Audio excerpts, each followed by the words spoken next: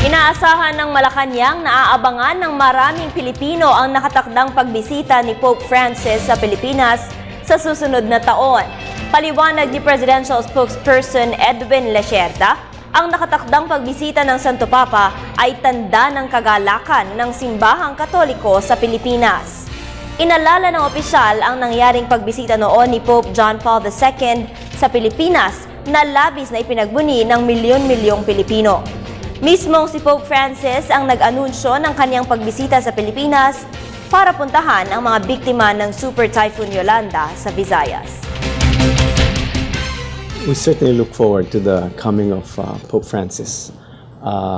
We are with the majority population who are Catholics, and so this would be a opportunity for us to welcome His Holiness Pope Francis.